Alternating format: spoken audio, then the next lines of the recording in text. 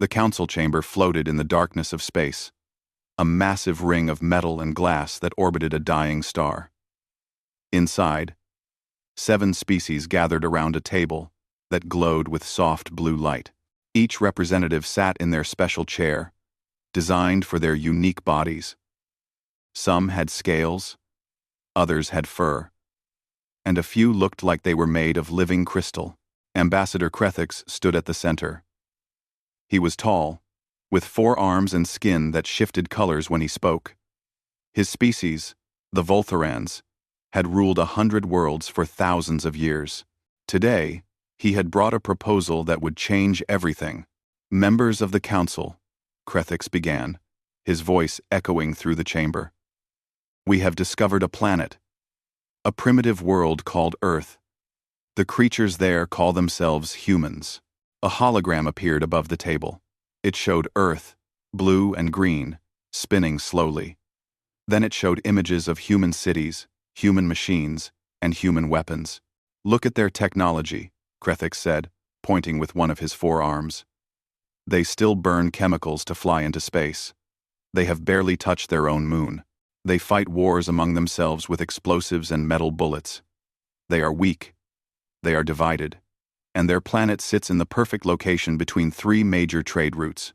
The other council members leaned forward, studying the images. There was Velcro, whose species looked like giant insects. There was Thornax, covered in blue fur, and 3 eyes. Each of them represented billions of their kind. Their radio signals have been broadcasting into space for over 100 years, Krethix continued. They have told the entire galaxy exactly where they are. They have shown us their weapons, their cities, everything. They do not even know we exist. Velcro clicked her mandibles together, a sign of amusement in her species. How many of them are there? She asked. 8 billion, Krethix replied. But they are scattered across one planet. No space stations. No colonies on other worlds. No defense grid in their solar system. They are completely exposed. The council chamber filled with sounds. Some aliens hissed. Others made clicking noises.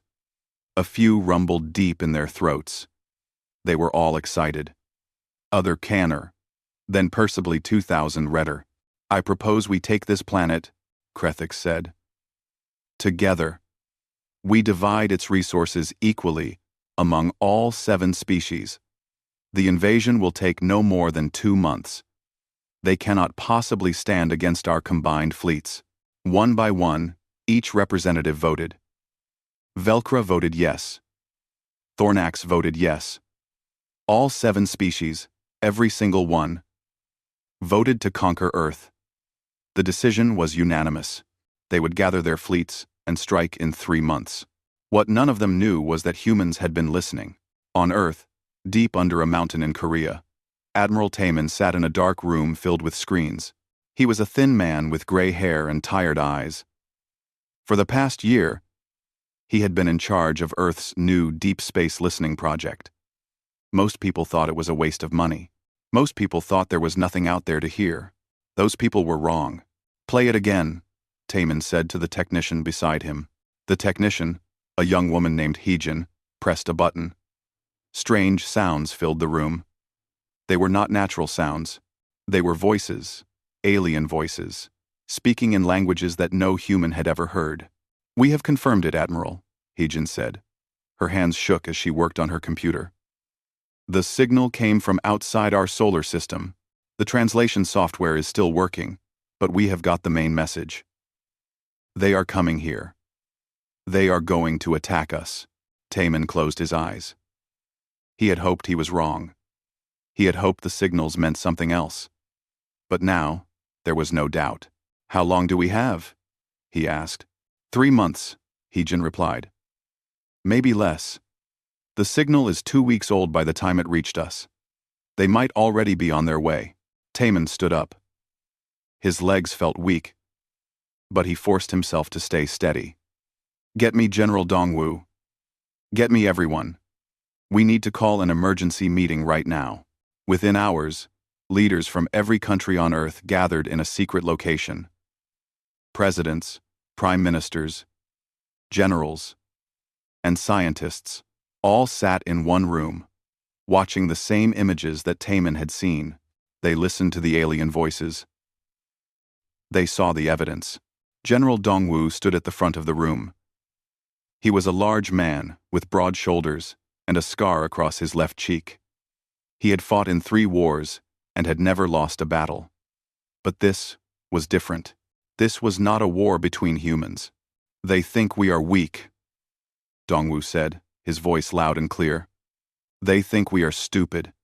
They think they can just come here and take our planet like it is an empty house. He slammed his fist on the table. The sound made everyone jump. They are wrong, Dongwu continued. Yes, we fight among ourselves. Yes, our technology is not as advanced as theirs, but we have something they do not understand. We have billions of people who will fight to protect their homes. We have thousands of years of warfare in our history. We know how to survive. We know how to win. A woman stood up. Her name was Chaewon, and she was the president of the newly formed Earth Defense Council. What do you need, General? She asked. Everything, Dongwu replied. Every military on this planet needs to work together. Every scientist needs to focus on building better weapons. Every factory needs to start making warships. We have 3 months to prepare for the fight of our lives. The room erupted in discussion. Some people were scared. Some were angry. But slowly, they began to agree. Every nation on Earth would unite. All borders would open. All resources would be shared. Humanity would stand together or fall together. Heijin worked day and night with her team, trying to learn more about the aliens. They intercepted more signals and slowly built a picture of what was coming. 7 different species. Thousands of ships. Weapons that could destroy cities in seconds. But Taemin had an idea. He gathered his top officers in his command center. They have better technology, he said. They have more ships. They have weapons we can only dream of. But they have one weakness. They think this will be easy. They think we will surrender when we see their fleet. They do not expect us to fight back hard. So, what do we do? Asked one of the officers. Taemin smiled. But it was not a happy smile. It was the smile of a man who had decided to do something dangerous. We make them regret ever hearing about Earth, he said. We show them that humans are not prey. We are predators. And when someone threatens our home, we do not run. We bite back. Across Earth, factories began working around the clock. Nuclear missiles were prepared. Every satellite in orbit was armed. Secret weapons projects that had been canceled years ago were brought back. Scientists worked on new ideas, new technologies, new ways to fight. The aliens were coming. They expected an easy victory. They expected humans to be afraid. They were about to learn a terrible lesson. Humans were afraid, but fear did not make them weak. Fear made them dangerous. 3 months passed faster than anyone wanted. Earth had changed completely. Every major city had underground shelters. Every civilian had been trained in basic defense. The sky above Earth was now filled with armed satellites and space stations that bristled with weapons. Ji-young sat in the cockpit of her fighter craft, waiting. She was young, only 25, but she was one of the best pilots Earth had. Her hands rested on the controls as she floated in the darkness of space, just beyond the moon. Around her, 200 ships waited in formation. Some were military craft, built in the last 3 months.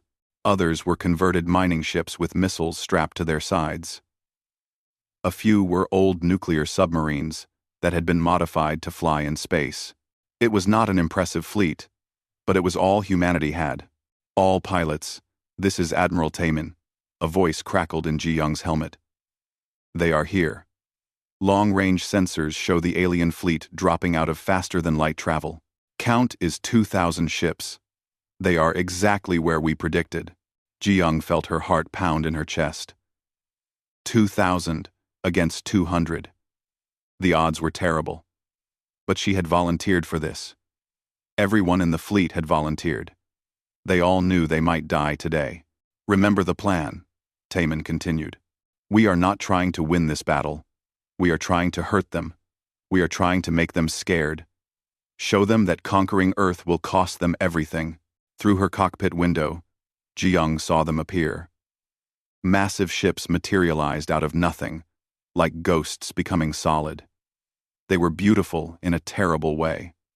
Some looked like they were made of crystal. Others were organic, like living creatures made of metal. They formed up in perfect lines, their weapons glowing with energy. At the center of the alien fleet was a ship 3 times larger than all the others. That was Krethix's command ship. The Voltheran ambassador had come to watch humanity surrender. He was going to be disappointed. All ships, engage, Taemin ordered. Ji-young pushed her throttle forward. Her fighter shot toward the alien fleet, followed by the rest of Earth's forces. The aliens did not even try to dodge. They thought human weapons could not hurt them. The first human missiles struck the alien shields. The explosions looked small against the massive alien ships. For a moment, nothing happened. Then, one alien ship's shields flickered and died. A second volley of missiles slammed into its hull, tearing through metal and flesh. The ship exploded in a ball of fire. First blood, someone shouted over the radio. The alien fleet finally reacted. Energy beams shot out from thousands of weapons. Space lit up like a storm of lightning. 3 human ships vanished in the first seconds, simply torn apart by the alien weapons. But the humans did not stop. They did not even slow down. Ji-young flew her fighter straight at an alien cruiser. Its shields were still up, glowing with energy. She armed her special weapon, something the engineers called a kinetic spike. It was simple, a rod of solid metal, 5 meters long, accelerated to incredible speed. For Earth, she whispered, and fired. The spike hit the alien shield at a speed that would have made it circle Earth in minutes. The shield held for exactly 2 seconds. Then the spike punched through and buried itself deep in the alien ship's hull. The ship lurched sideways, atmosphere venting into space. All around her, human pilots were doing the same thing. They flew close, closer than the aliens thought possible, and hit them where their shields were weakest. Some human pilots rammed their ships directly into alien vessels, detonating nuclear warheads at point-blank range. On Earth, in the underground command center, Minho watched the battle on a dozen screens. He was the tactical officer, the man responsible for coordinating the fleet. Every few seconds, a human ship's signal would vanish from his screens. Every few seconds, he sent orders to the surviving ships, telling them where to strike next. Group 3, fall back to the asteroid belt, he ordered. Group 5, hit their left flank. Make them think we are trying to surround them. It was a lie. Humanity did not have enough ships to surround anyone. But the aliens did not know that. They saw human ships darting in from multiple directions and panicked. They broke their perfect formation and turned to face threats that were not there. That was when Minho sprang his trap. Hidden in the asteroid belt were 50 human ships, loaded with every nuclear weapon Earth could spare. They had been waiting there for hours, powered down, invisible to alien sensors. Asteroid group, fire everything, Minho ordered. 500 nuclear missiles erupted from the asteroid belt. The aliens saw them coming and turned their shields to face the new threat. Their shields could stop the missiles easily. But that was not what Minho wanted them to stop. Behind the missiles, moving much slower, were the asteroids themselves. Using small engines, human engineers had spent 3 months pushing massive space rocks toward this exact location. Each asteroid weighed millions of tons. Each one had been carefully aimed. The aliens shot down the missiles. They celebrated their victory. Then the asteroids hit them. Shields that could stop energy weapons and explosions could not stop millions of tons of solid rock moving at thousands of kilometers per hour. 3 alien ships were crushed completely. 5 more were knocked, spinning out of control. The perfect alien formation turned into chaos. Back in her fighter, Ji-young saw the aliens beginning to retreat. They were confused, damaged, and scared. She almost felt sorry for them. Almost. Do not let them regroup, Taemin ordered. Keep hitting them. The battle raged for 6 more hours. By the end, 60% of Earth's fleet was gone. 120 ships destroyed. Thousands of brave pilots and crew members dead. But 400 alien ships would never return home. In his command ship, Krethix stared at his screens in disbelief. He had expected to destroy the human fleet in minutes. He had expected the humans to run away when they saw his superior force. Instead, they had fought like demons. They had used tactics he had never seen. They had shown no fear of death. Pull back, he ordered his fleet. We need to analyze their tactics. We need to repair our ships. His second officer looked at him with 4 wide eyes. Ambassador, we still outnumber them 8-1. We can crush them now. No, Krethix said quietly. His skin had turned pale gray, a sign of fear in his species. These humans are not what we expected. They do not fight like civilized species. They fight like they have nothing to lose. We must be more careful. The alien fleet retreated beyond the moon, out of range of Earth's weapons. They began repairing their ships and tending to their wounded. On Earth, the celebrations were brief. Yes, they had won the first battle. But everyone knew it was just the beginning. The aliens would come back, and next time they would be ready for human tricks. In the command center, General Dongwu met with his officers. Taemin was there, exhausted but alive. Minho was analyzing the battle data. And there was someone new. A young engineer named Somin. Tell them what you found, Dongwu said to Somin. Somin opened a case. Inside was a piece of alien technology, recovered from one of the destroyed ships. This is their shield generator, Somin said, her voice shaking with excitement. I have been studying it for the past 4 hours. I think I understand how it works. And I think I can make one for our ships. Taemin leaned forward. How long will it take? 2 weeks to build a prototype, Somin said. Maybe a month to put them on all our remaining ships. Do it, Dongwu ordered. Work day and night. Use whatever resources you need. If we can get shields like theirs, the next battle will be very different. As the meeting ended, Taemin stood at the window, looking up at the stars. Somewhere up there, the alien fleet was licking its wounds. They were probably angry. They were probably planning their revenge. Let them come, Taemin thought. Let them bring their fancy ships and their energy weapons. They had learned today that humans could fight. Next time, they would learn that humans could learn. Every piece of alien technology they brought would be studied, copied, and improved. The aliens had come to conquer Earth. But with every battle, humans were becoming stronger. The hunters had tasted blood. Now they were starting to realize they might be the prey. 6 months had passed since the first battle. Earth had changed in ways no one could have imagined. The planet that once fought among itself now worked as one united force. Every nation contributed what it could. Every scientist shared their discoveries. Every soldier trained together. In a secure facility in Korea, Yuna stood before a holographic map of the galaxy. She was young for a strategist, only 32. But her ideas had already saved thousands of lives. The map showed alien territory in red and Earth in blue. There was a lot more red than blue. They think we are trapped here, Yuna said to the council of military leaders gathered around her. They think we will wait for them to attack again. They are wrong. Admiral Taemin, who had been promoted to Supreme Commander, crossed his arms. What are you suggesting? Yuna pressed a button. The map changed, showing dozens of alien supply routes. The aliens need supplies. Food, fuel, weapons. All of it has to travel along these routes to reach their fleet, near our solar system. If we cut these routes, their fleet will starve. General Dongwu frowned. We barely have enough ships to defend Earth. How can we attack their supply lines? We do not need many ships, Yuna replied. We need fast ships, small teams that can hit them and disappear. We captured alien FTL drives from the wrecks after the first battle. Salmon's team has figured out how to use them. We can reach their territory now.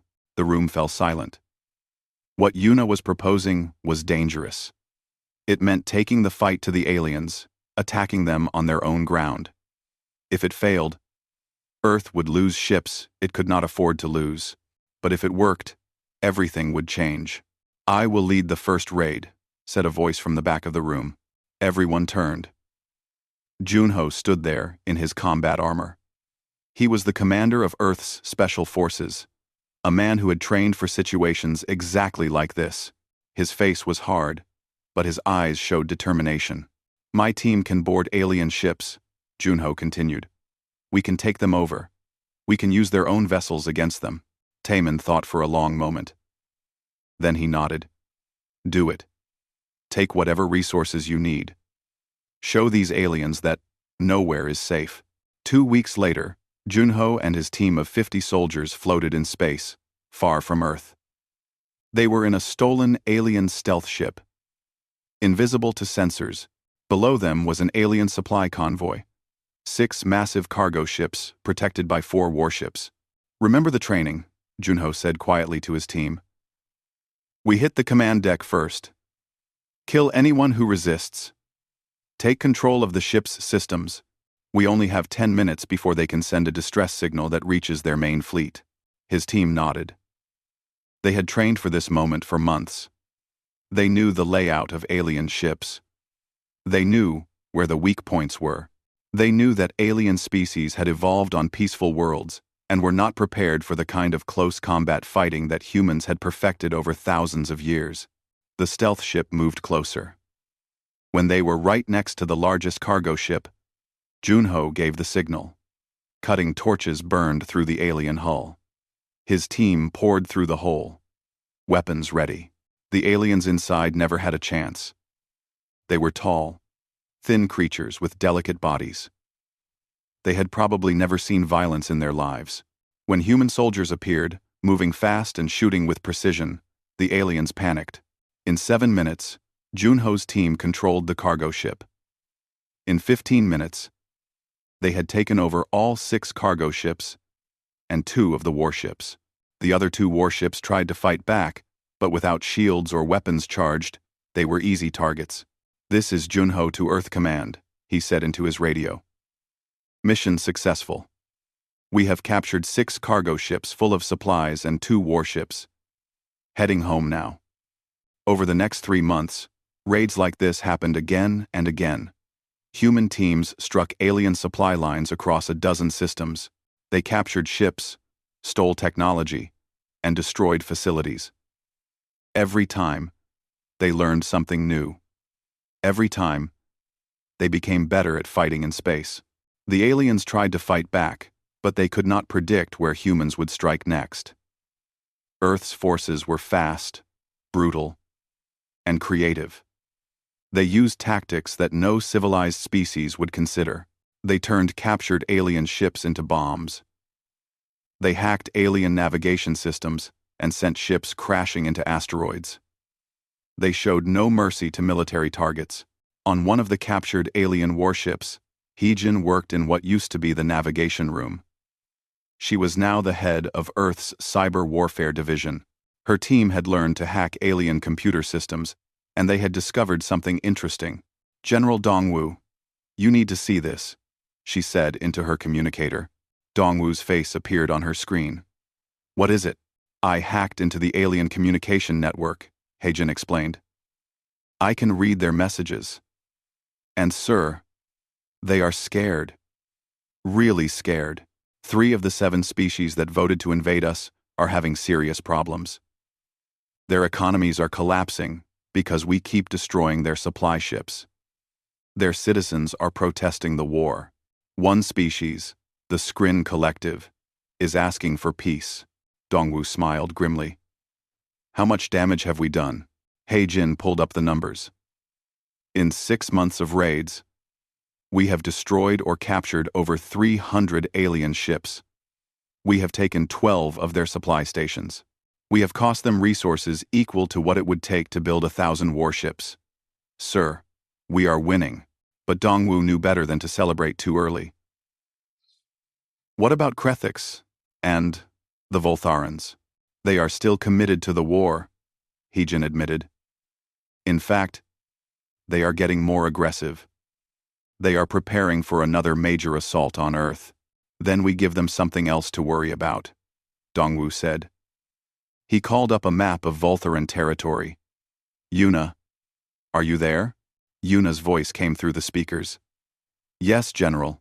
I want you to plan an attack on a Voltharan colony world, Dongwu ordered. Not to kill civilians, but to show them we can reach any planet they have. Make them understand that if they want to threaten Earth, we will threaten everything they hold dear. The plan was bold. A human fleet of 20 ships, led by Admiral Siwan, jumped into the Voltharan colony system of Traxon Prime. It was a world of 3 billion Voltharans, with orbital defenses and a defense fleet of 50 ships. The humans did not try to fight the defense fleet. Instead, they jumped in close to the planet and fired a spread of missiles at the orbital defenses.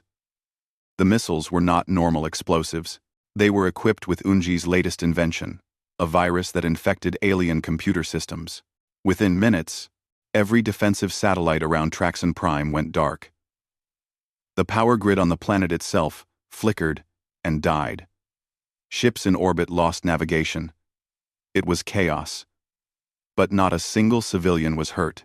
Then Hyunwoo's voice broadcast across every communication channel on the planet. He was Earth's chief diplomat now, chosen because he could speak calmly, even in the most tense situations. People of Traxon Prime, Hyunwoo said, we are humans from Earth. Your leaders voted to conquer our world. They sent fleets to kill our families and take our planet. We have a message for them.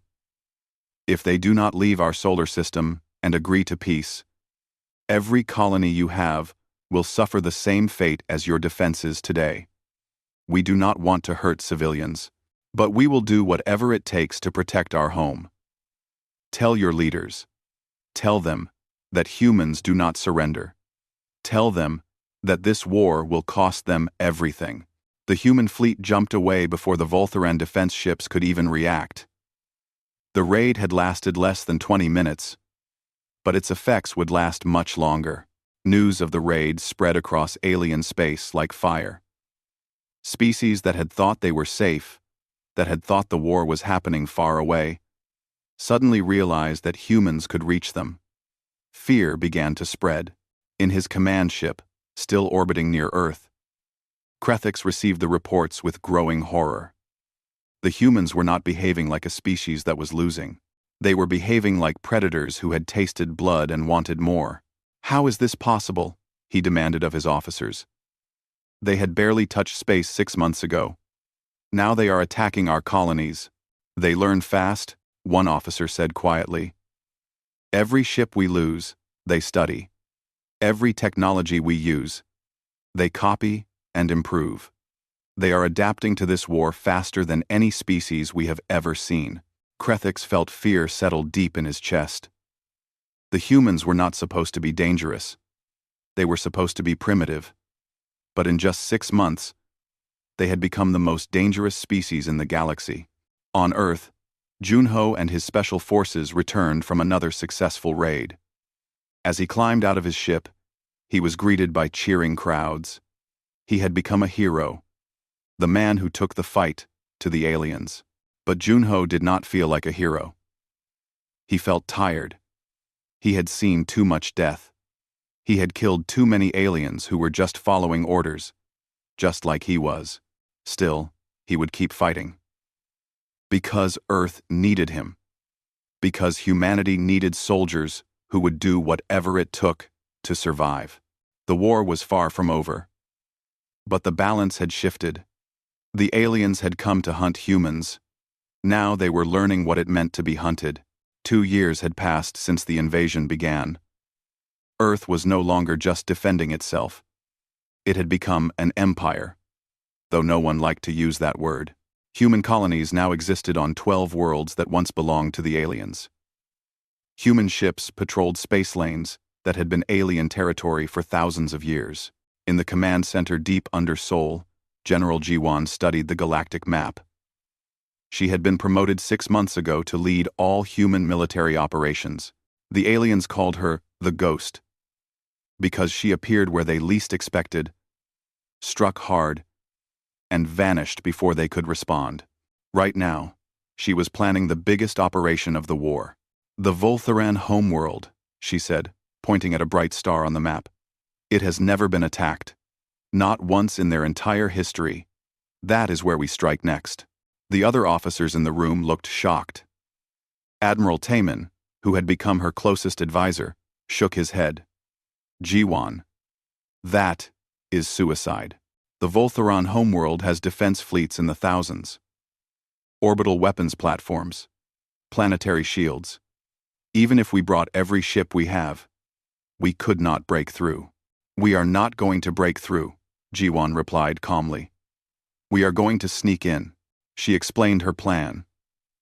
It was insane. It was brilliant. It required perfect timing and a lot of luck. But if it worked, the war would be over. While Ji-won planned her operation, Do-hyun sat in a dark room surrounded by computer screens. He was Earth's best cyber specialist, a young man who could break into any system given enough time. For the past year, he had been working on his masterpiece. Complete access to the Galactic Council's communication network. I am in, he announced to his team. I can read every message they send. I can see every order. I can access their strategic plans. His supervisor, an older woman named Isol, leaned over his shoulder. What are they saying? Do-hyun scrolled through the messages. His face grew grim. 3 of the 7 species want to quit the war. The Skrin Collective is begging for peace. 2 others are on the edge of economic collapse. But the Voltharans, the Nethros, and 2 others are pushing to continue. They are planning one final massive attack on Earth. Every ship they have, all at once. When? Isul asked. 3 weeks, Do-hyun replied. They are gathering their fleets now. They think if they can destroy Earth in one overwhelming strike, the war ends and they can go home. Isul immediately contacted General Dongwu. Within an hour, every human commander knew about the alien plan. Let them come, Dongwu said in an emergency meeting. We will be ready. But Ji-won, you need to move fast. If your operation succeeds before they attack, we might avoid this battle entirely. Ji-won nodded. We launch in 48 hours. The operation began with Eunji's latest invention. She had been working on something she called the silence weapon. It was a device that could collapse the fabric of space itself, making faster-than-light travel impossible in an entire sector. If we activate this near the Voltharan homeworld, Eunji explained to the military council, their defense fleets will not be able to jump in from other systems.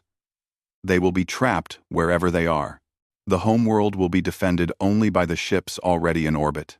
How long will the effect last? Ji-won asked. 12 hours, Eunji replied. Maybe less. The device burns itself out. 12 hours is enough, Ji-won said. 2 days later, a small human fleet appeared at the edge of the Voltharan home system.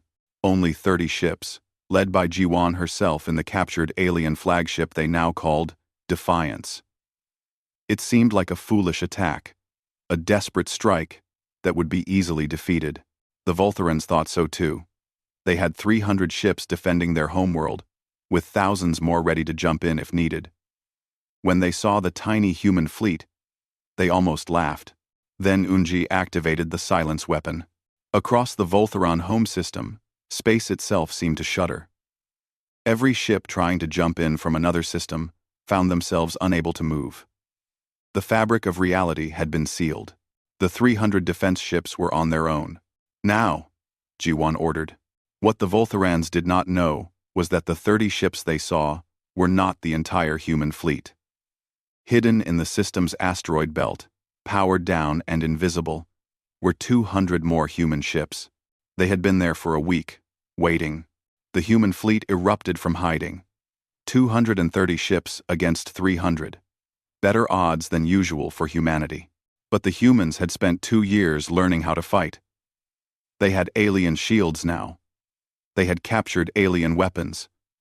They had trained, constantly, and they had something the aliens did not have. They had been born in a solar system where survival meant fighting. The battle lasted 8 hours. It was brutal. Both sides lost ships with every passing minute. But the humans had learned the aliens' weaknesses. They knew where to strike. They knew when to dodge. They fought like they had been born in space. When it was over, the Voltharan defense fleet had been destroyed. Not a single ship remained. The humans had lost 90 ships, but 140 survived. Battered and damaged, but victorious. G1 broadcast a message to the planet below. People of Volthara, this is General G1 of Earth. Your military has been defeated. Your defense fleet is gone. Your leaders cannot call for help because we have sealed this system. You have 1 hour to surrender, or we will start destroying your orbital infrastructure. On the planet below, in the Grand Palace, where the Voltharan Council met, Krethix fell to his knees. The war was over. Everything he had worked for, everything his species had built, had been shattered by a species they had thought was primitive. Contact them, he whispered to his aide. Tell them we surrender. News of the Voltharan surrender spread across the galaxy in hours. The most powerful species in the Council had been defeated. If the Voltharans could not stop humanity, no one could. One by one, the other species began to contact Earth. They wanted peace. They begged for mercy. They offered anything if humans would just stop attacking. In Earth's command center, Hyunwoo received the messages with a mixture of satisfaction and sadness. We won, he said to Dongwoo. They are all asking for peace terms. What are the casualties? Dongwoo asked. Hyunwoo pulled up the numbers. His voice was heavy. Over 2 years of war, we lost 800 million people. The aliens lost over 3 trillion. Their economies are destroyed. Several species are facing famine. 2 have civil wars starting. The galaxy is in chaos. Dongwoo sat down heavily. 800 million humans dead. That was more than the population of many countries before the war. There Fordwell maybe 6.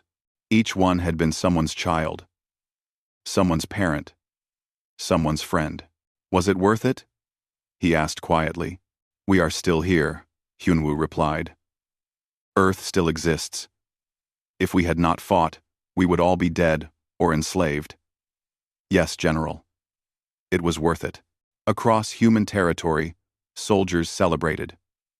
Junho and his special forces held a memorial for the teammates they had lost. Jiyoung, who had survived every battle, cried alone in her cockpit, thinking of all the pilots who had not made it home. Salman looked at the pile of alien technology in her lab and felt sick. She had helped build the weapons that killed billions. Yes, they were the enemy. Yes, they had attacked first, but they had still been living beings. In the Galactic Council chamber, now moved to a space station near Earth's moon, the 7 species gathered again. This time, they were not voting on conquest. They were waiting to hear what humans wanted. President Chaewon entered the chamber with her delegation. Admiral Taemin was there. General Dongwoo was there. Hyunwoo was there as chief negotiator. They looked at the alien representatives, who now stood with heads bowed, waiting for judgment. Krethix stepped forward. His 4 arms were bound as a sign of surrender. His skin had turned gray with fear and shame. We surrender, he said, his voice broken. We beg for mercy. Tell us your terms. We will accept anything. Just please, stop the killing. Chaewon looked at him for a long moment.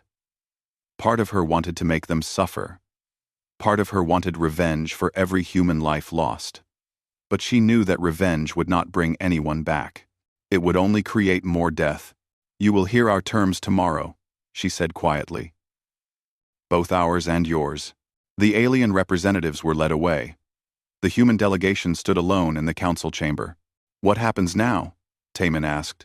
"Now," Chewan said, "we decide what kind of species we want to be. Do we become conquerors like they tried to be?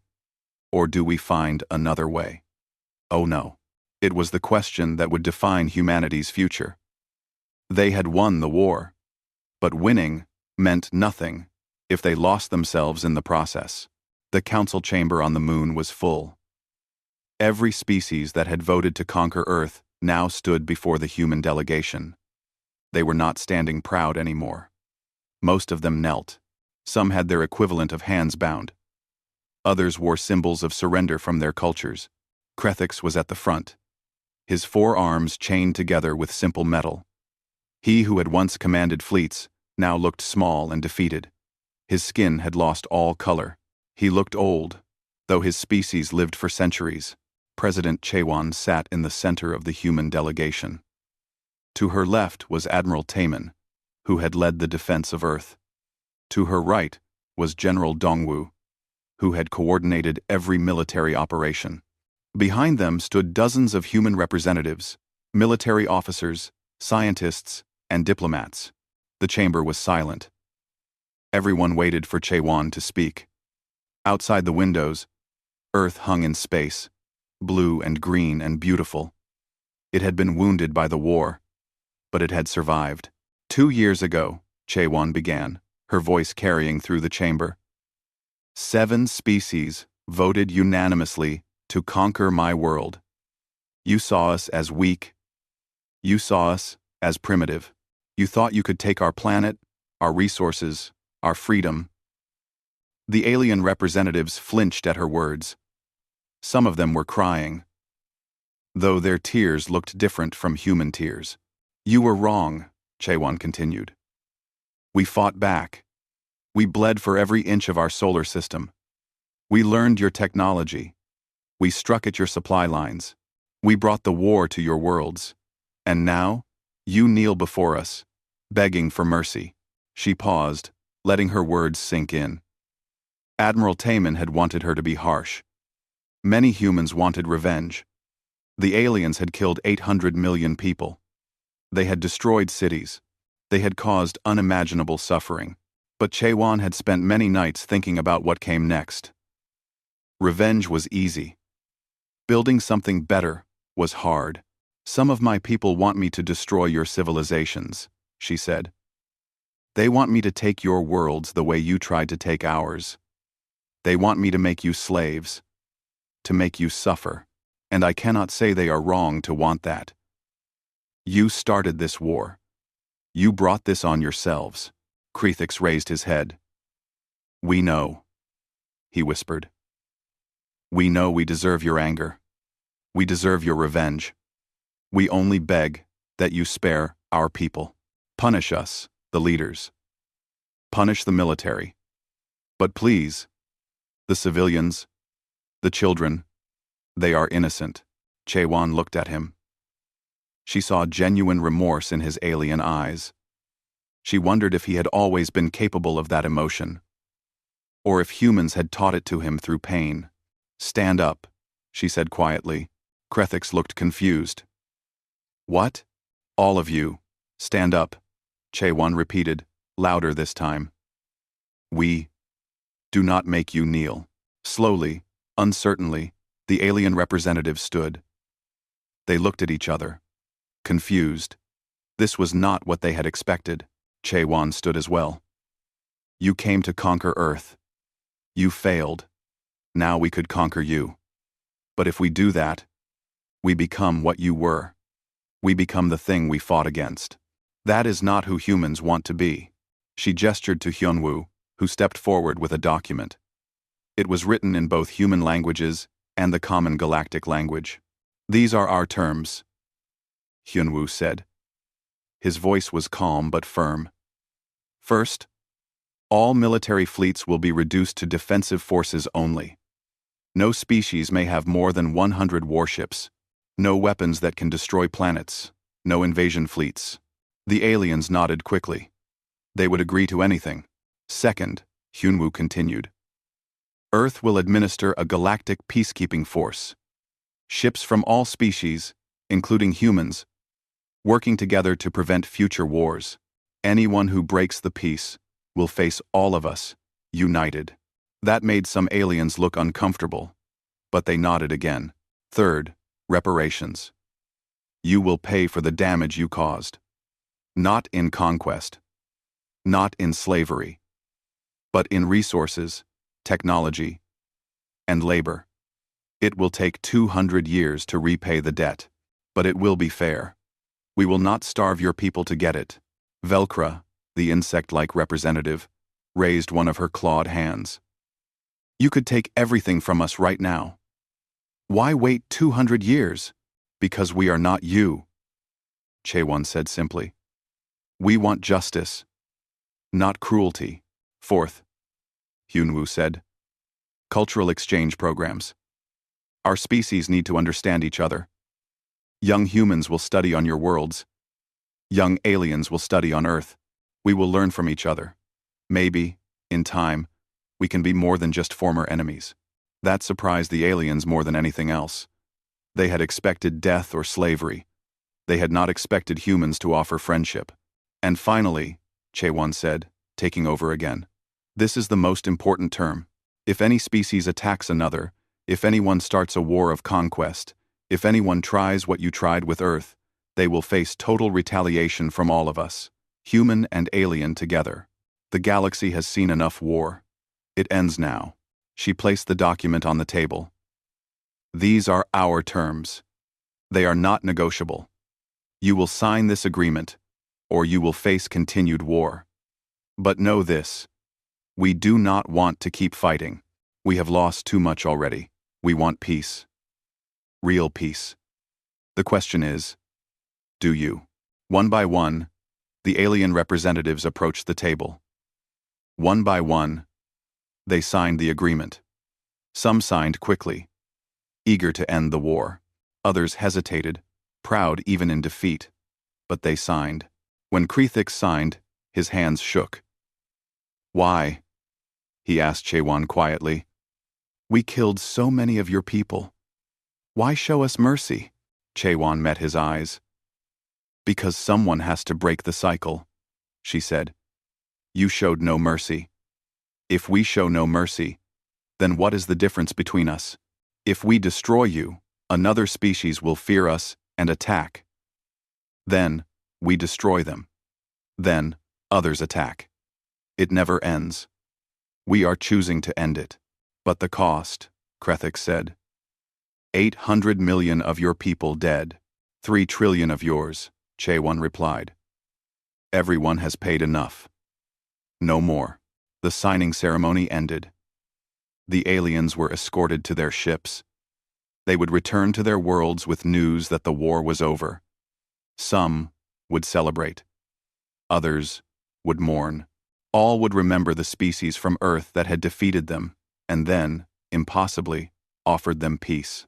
In the human section of the space station, the delegation gathered privately. Admiral Taemin looked tired. General Dongwu looked older than his years. They had all sacrificed so much for this moment.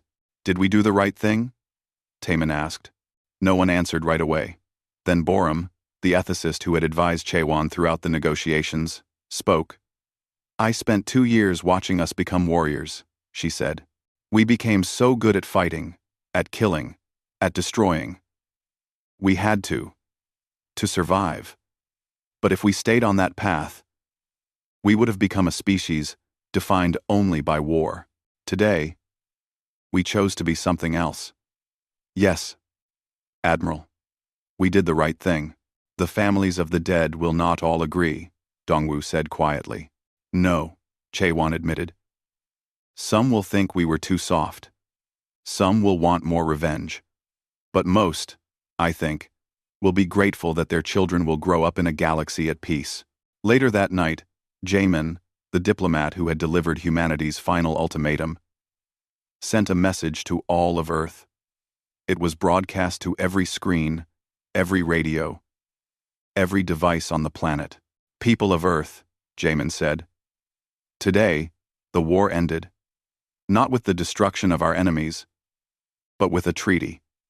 Some of you will be angry. You lost loved ones. You suffered. You want the aliens to suffer more. I understand that. We all understand that. He paused, gathering his words.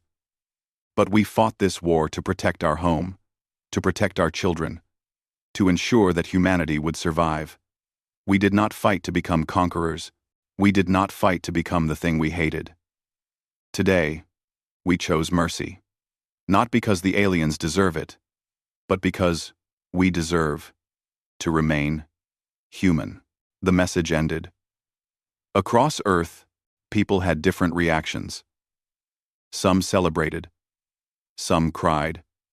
Some sat in silence, thinking of those who would never come home.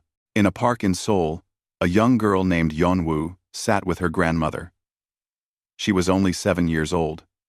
She had been 4 when the war started. She barely remembered a time of peace. "Grandma," Yeonwoo asked, looking up at the stars, "are the aliens going to attack us again?" Her grandmother, who had lived through the entire war, had seen her city bombed, had lost her son in the fighting, looked down at her granddaughter. "No, child," she said softly. "The war is over. The stars are safe now." Ling. Why? Are we going to go to the stars?" Yeonwoo asked. "Yes," her grandmother said. "You will go to the stars. You will see worlds we never dreamed of. You will meet aliens, not as enemies, but as friends. That is the future we fought for." Yeonwoo smiled. She liked that idea. Far across the galaxy, on the Voltharan homeworld, Krethix stood in his chambers. He was no longer an ambassador. He had been stripped of rank, his military honors taken away. He would spend the rest of his long life working to help his species pay its debt to humanity. He deserved worse, he knew. He had started this war. He had convinced the Council that humans were weak. He had been so wrong, but humans had shown him mercy. They had defeated his species utterly and then offered peace instead of destruction. He did not understand them. His species had never shown such mercy to anyone. Perhaps that was why humans had won. They fought like demons when threatened, but they could also show compassion when the fighting ended. They were warriors and peacemakers, destroyers and builders. They were something new in the galaxy. Something that would change everything. In the council chamber on the moon, now empty except for her, Chaewon looked at Earth through the window. She thought of all the people who had died. She thought of all the sacrifices that had been made. She thought of the future that was now possible. "We survived," she whispered to the empty room. "We fought. We won. And we stayed human. That is the victory that matters." The war was over. The peace would be hard. There would be challenges ahead. Rebuilding, healing, learning to trust former enemies. But humanity had proven something important. They had proven they could fight when necessary and show mercy when possible. The galaxy would never be the same. And that, perhaps, was the greatest victory of all. The stars that had once threatened to destroy Earth now belonged to all species. A new era had begun. An era that started with war, but would be defined by what came after. An era where humans would teach the galaxy that strength was not just about winning battles, but about knowing when to stop fighting. The story of how every species voted to conquer Earth and then begged for mercy would be told for generations. It would be a reminder of the cost of arrogance and the power of mercy. It would be a warning and a hope, and it would always begin with the same words: never underestimate humanity.